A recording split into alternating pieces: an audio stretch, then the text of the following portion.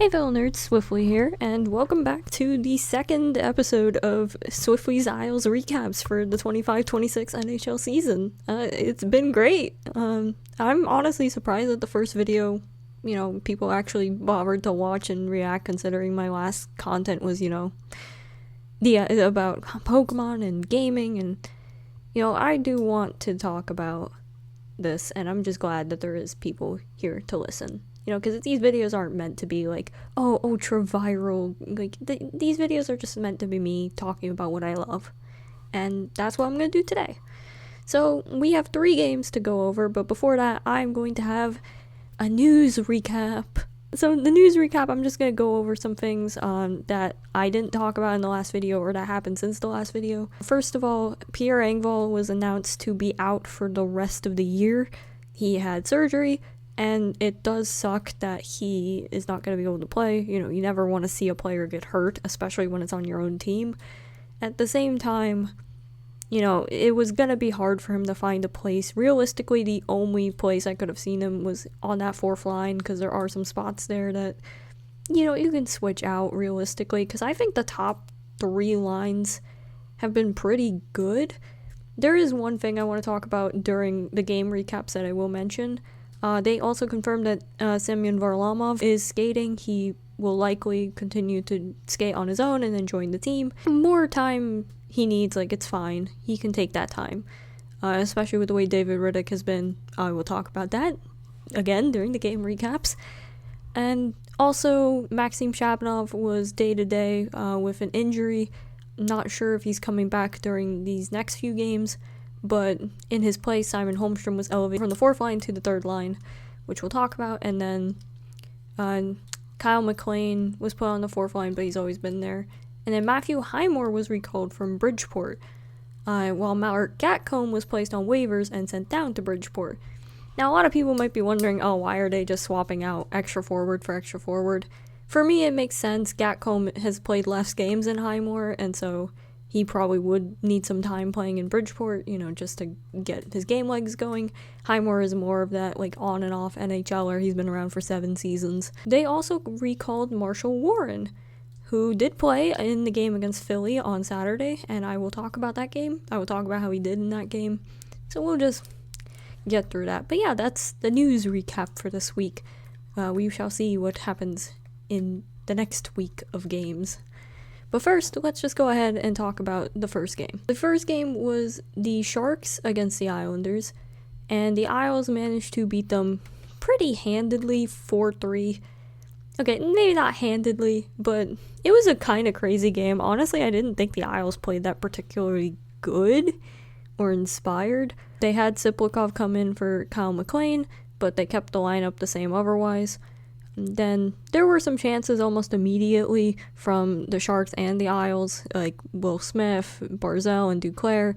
There were some hits, like Reeves on Shabanov. I think that's the hit that made him out for, the rest of the games. But, the credit to Sorokin, he made a couple saves, some good saves to make sure it kept it at scoreless. Even Askarov was making some saves at the beginning. They just kept trying. Barzy, I felt, wasn't playing that well in the first. He was passing to nobody again, which he does a lot. But then there's a penalty for interference on San Jose. I don't know who it was. I looked, it definitely was interference, so they go on the power play. Barzal gets stripped, turns into a partial 2-on-1. Duran is trying to defend Colin Graf, but he still manages to get the puck and score on Sorokin, and it's 1-0 already. And not only that, but there was a glass delay after the goal, so I had to stew in my emotions for several minutes. But there were too many times in that period where the Sharks just were able to get the puck. Then, holy moly, Barzal and Bo Horvat have such good chemistry together, and it's insane that they're not on the same line. I understand why they're not on 5-on-5 anymore, but holy moly, just seeing the pass from Barzal to Horvat for the goal, it was incredible. So it's 1-1. Too much going on. Celebrini gets all alone for a pretty good scoring chance. I mean, he ended up getting a hat trick later on in that week, so he's pretty good. So don't do that. But then somehow later on, Scotty gets the puck in, Scott Mayfield. Dickinson tries to get it out, but he instead passes it right to Cizikas, who's in front of the goal. It was a complete accident, but Cizikas just kind of pokes it in, and yeah, it's 2-1. And, you know, credit where credit's due. The players that I didn't think were playing that well this week, with the exception of one player during one game, like, they played pretty well. So we'll talk about that during the top 3 and worst 3 of the week. Later on, Barzell's trying to create scoring chances. Duclair can't score it in. The zone time didn't do anything. Not too long after, Adam Gaudette ties it. Michael Misa's in the back. Cizikas was trying to chip it out. Dickinson manages to glove it down. They can't box anyone out. And yeah, Misa from Graf to Gaudette, and they tie it. The penalty kill not doing well after that. And you think, oh, here we go again. They're on the power play. They're not going to do anything. The Isles got a power play goal. So Heineman managed to poke in a goal on this complete chaos.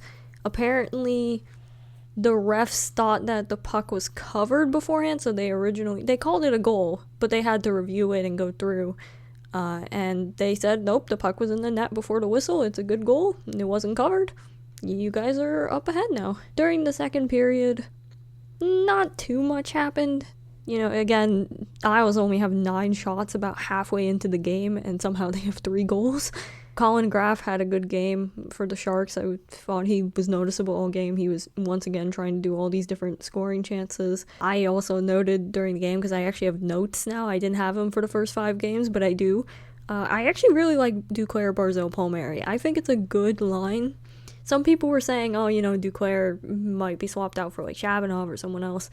I don't know. I think if Duclair just buries more than half of his chances, he would be way better than he is on the score sheet. Even Barzell is shooting, so that's why I was noting it. But then, next goal, Palmieri passes it to Duclair. He doesn't quite get it, so he gives it right to Schaefer in front. And oh my goodness, Matthew Schaefer. The crazy part is, I don't even think it's just Calder not consideration anymore. We might have to start talking about Norris consideration. Maybe that's an extreme reaction, but yeah, he's so good. Then later, they do nothing on a 4-on-3. Durant takes a penalty.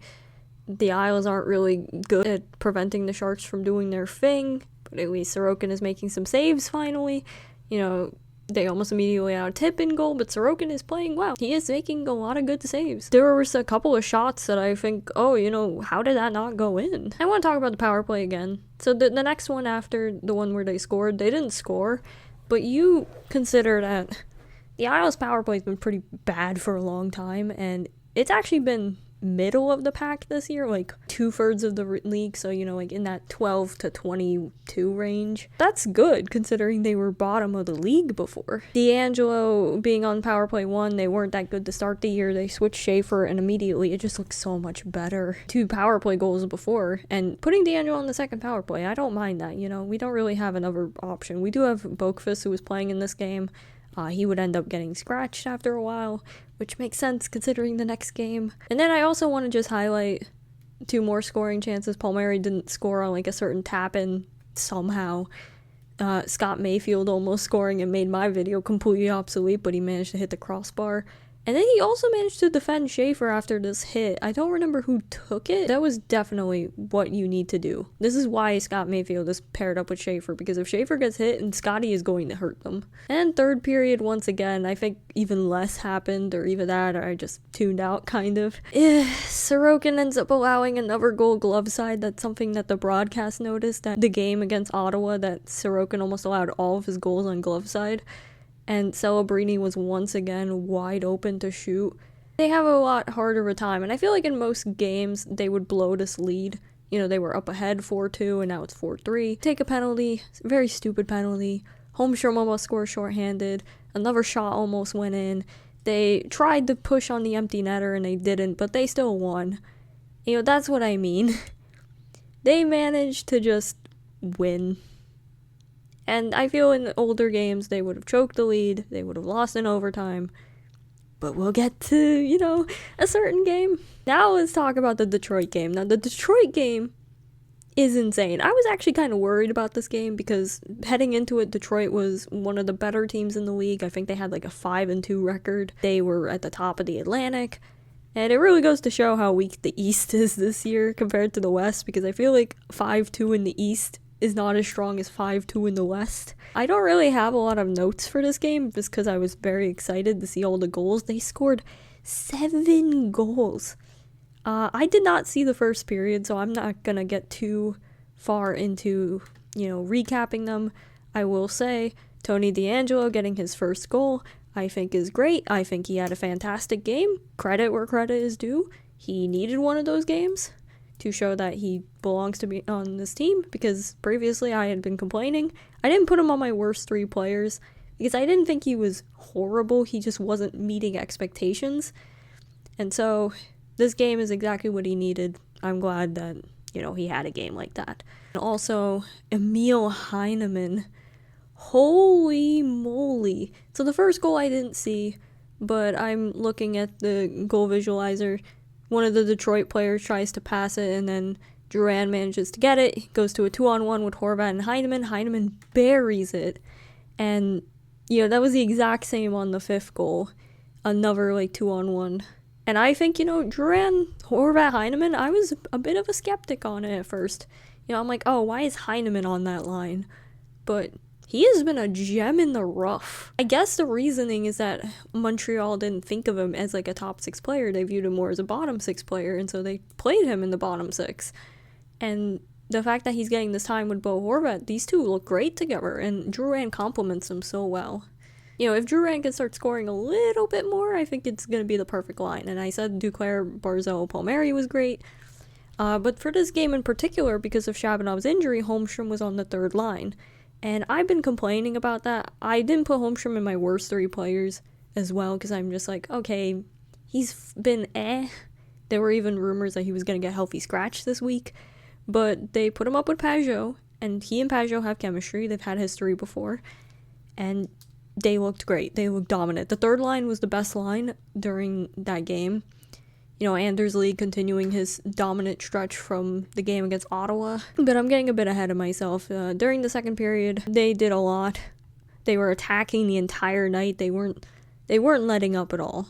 There was a couple of 2-on-1s, but they were blocking shots. Riddick was making saves. There was 5 penalties on the Isles, but they only allowed 1 power play goal. Dylan Larkin just in front of the net. Barzal managed, after one of the penalties, to just get the puck and just go down and bury it. He looked great in this game. Everyone looked great. I don't think there was a single bad player. Even Schaefer, didn't get a point, but he looked great. He looked great on offense. Holmstrom scoring his first goal with the 3rd line. He should really stay there. And then they did make it 7-2, which made me sad. I'm like, no, Riddick. Unfortunately, it was the 4th line. Cizikas flubs the puck. They managed to go down on a kind of 3-on-1, and yeah, by then it didn't matter, but it still stung a little bit. But what a dominant win. Holy, I was so happy. I was cheering the whole game. Finally is the Philly game. Now, this was a matinee game, and it was during the point where I was, because I'm a college student, I have to do work. This was kind of one of the most boring games of the season.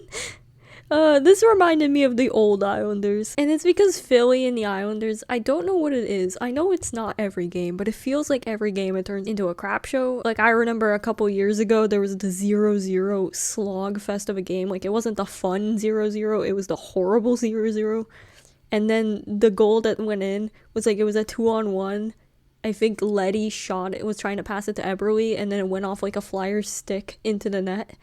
There was another one I remember, it went to a 9-round shootout, and they were refusing to put Oliver Wahlstrom in the shootout for some reason. I think this was during the Trotz era, even though he was in the game and he's good in the shootout, and they put him in and he scored and they won. Sorry for the history lesson. The game was just kinda I do remember Philly took the penalty. They were passing. Holmstrom managed to steal the puck from a Flyers player. Turns into a 2-on-1 kind of. Holmstrom goes down. Even though he has 2 Flyers on him, he shoots. He scores. Like I said, Pajot and Holmstrom have chemistry. And this was partway through the first. Then nothing happened until the second. Anthony Duclair managed to bury one, but I think the main thing was Marshall Warren getting his first NHL point. He did play in this game. This was the only game he played for the week. He was in place of Boqvist, and I gotta admit, he looked great in his NHL debut. You know, nothing crazy. I don't think he was making any, like, big blocks or big hits, but he got a few assists. He managed to rough around a bit. I think overall he had a great game, and this was the first proof of it. Not long after the Duclair goal, like a couple minutes later, Flyers are just hanging around. Zegras is completely open. He manages to pass it to Christian Dvorak, who just shoots it in. He's right in front of the goal. I thought Trevor Zegras had a great game, and it sucks for us because I used to like Zegras, and now I have to hate him because I hate all Flyers players. Once again, Zegras is just going everywhere. Dvorak gets a couple Islanders on him. He manages to lure two of them behind him, and then he passes it to Zegras, who again buries it. And it's all of a sudden tied when the Islanders were up 2-0. Not long after that, a couple minutes later, they're lining up for the face-off. Cizikas wins it, passes it to Heineman. D'Angelo gets it over. He gives it to Warren. Warren shoots it, and we think that it's his first NHL goal. We think for a second, and I was so happy. I was screaming like, yes, yes, yes. Unfortunately, no. Instead, it was Sipulkov's first goal of the season, which, again, is really good. I do kind of wish it was credited to Warren, but it was a great tip-in by Sipulkov, so I can't really judge. I think the problem is that the Isles were pushing throughout most of this game, and the difference was goaltending again. Like, not to say that Sorokin was bad in regulation. He was actually pretty good. I say on all three of the goals it wasn't his fault, which is crazy because I feel like the last few games I've always been criticizing, like, oh, he shouldn't have allowed this. This goal was a bit controversial, the third one. Get it in, there's a bunch of Flyers at the crease, they're pushing, and then it kind of just slips in, so Zegras gets credit. This is on the power play, and a lot of Islanders fans think that the goal shouldn't have counted because of goalie interference. I'm a bit conflicted, because I don't think it's really interference, especially when Sorokin doesn't have the puck covered. It could go both ways, and I think that's the problem. If it could go both ways and it's called a good goal on the ice, it's probably not going to get overturned. So I do not blame Wall for not challenging it. Regardless, it's tied. Another power play goal allowed. Then overtime happens, and you can tell that Schaefer is kind of gassed. He played 27 minutes in this game. He played a lot on the penalty kill. I don't think that's good. I get that they have Warren on there and they don't have Romy, but I feel like you should put Warren on the penalty kill over Schaefer. That's just my personal opinion. So Schaefer did not look great in overtime. You know, Barzal and Horvat, they were trying to make some magic work. There was a lot of chances being traded, but the Islanders were pushing, and Sam Ersson, credit where credit's due. He looked great, and it sucks because, you know, he was looking for his first win. I didn't even notice that in the moment, but of course the Islanders allowed him to get his first win. So it went to the shootout. And the shootout, it's a crapshoot. I don't really like the shootout. I don't like that players can kind of just stop and do nothing for a bit. Like, not like do nothing, but they can kind of like swing side by side if they're going like a little bit forward, because you're not allowed to go backwards or like completely stop. Sorokin allowed 2 goals on 3 shots, and that was it. The Flyers win. But, you know, I can't really complain too much. That was the worst game the Isles have played, for sure. Like, at least the other losses in the beginning of the season, they didn't play the worst, but this game definitely felt reminiscent of old Islanders games, blow a lead, you know, not really get any chances, make the goalie look great with all these saves. But they got a point. That's what matters. I'm proud of my boys, you know.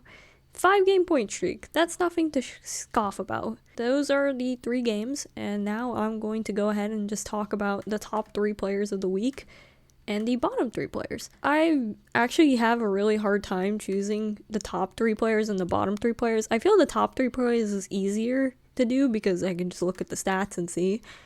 So first, I want to highlight Anders Lee. Now, Lee, I wanted to give kind of a credit for the Ottawa game, but because it was his only game where I thought he looked great, didn't want to just give it to him. I wanted to give it to somebody else. But he deserved props for these 3 games. 5 assists, not a single goal, but, you know, he was the driving line. He looked fantastic. He is finally stepping up in a way that I wanted him to. And that is what you need. He even had a power play assist, on the Heinemann power play goal, I think. Second off, I'm going to talk about Emil Heinemann. So Heinemann, like I said, I think he did fine in the first 3 games, 2 goals. I'm like, okay, he's probably not going to get that many. And he got 3 during, these games, including his first multi-goal game against Detroit. He scored another one in the San Jose game. He looked fine in the Philly game. He didn't get any points in that game, but, you can't always get points. I can see now why Wall put him there with Horvat and Duran. And honestly, I don't know who to give the third one to. I gave it to Riddick last time, and I don't really want to repeat players. Riddick played fine in the Detroit game.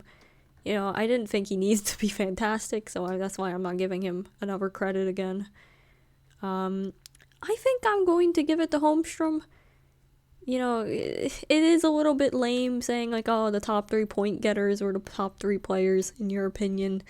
But genuinely, Holmstrom looked good, when he got put on that third line. And I think he should stay there. I don't think he is a 4th line player. He should never be a 4th line player. And I think it's okay to make your 4th line Siplikov, Cizikas, and Shabadov. I know Shabadov is like a skill player, but maybe you can have a more skilled 4th line, The bottom 3 players.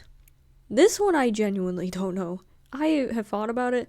I thought about maybe putting Scotty back on here, but you look at his numbers and they're not that bad. Sorokin, I thought, played better. So I think I'm just going to talk about 3 players who I think were fine, could be better. First, I'm going to talk about Pelech and Pulick.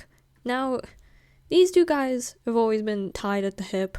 There have been some points in the past few seasons where they've been separated because I don't think both of them have been anywhere close to the level they've been since 2022, which is a problem. I don't think they played particularly bad. It's just I do kind of wish that they would separate them and maybe try some new things out, because clearly what's going on right now isn't working. Pulick did have a couple of assists, which is good. He was kind of that offensive defenseman for us for a long time, and now he's not anymore. So I'm not expecting him to get points every game. I'm not expecting him to get points every other game even, but just, I think they can play better. And I do think it's time to split them up, maybe start looking at some different pairings. I think there's something you can experiment with, because the defense clearly hasn't been good as a unit. You look at the games, you look at the way they play in front of Sorokin. That's why I can never fully blame Sorokin, because you look at the numbers and they're not good. So, yeah, I'm just going to put both of them on here. And then I guess the last player is McLean. He did end up getting scratched for Siplikov during that Sharks game. He did come back, though, and he played the remaining 2 games, and he's just been very uninspired. He's been averaging, 8 minutes a night. Like I said, I think the 4th line needs a shakeup, and I don't think McLean is it. I don't know really else to say. Like I said, I don't think any players really had consistently horrible outings this week. In general, the team played pretty well as a unit. They might not have been great, but individually, I don't think there was anybody who I thought, oh, this guy is complete garbage, get rid of him. That's something that happens when your team is on a 5-game point streak. That is going to do it for this week. For these the last 3 games, the next 3 games, they are all on the road, which is always a good thing. The Isles are going to be in Boston. It's actually part of the Frozen Frenzy that they're doing, where all 32 teams are playing. Very fun. They're then going to Carolina, which is anxiety-inducing because they always play like garbage in Carolina, so we'll see how it happens there. Then they make their way over to Washington. That's going to be a Halloween night game. That's going to be fun. I hope some people dress up. That's everything for this game. I hope you guys enjoyed this. Leave a like, comment, the usual stuff. And I will see you next week for the next 3 games. See ya.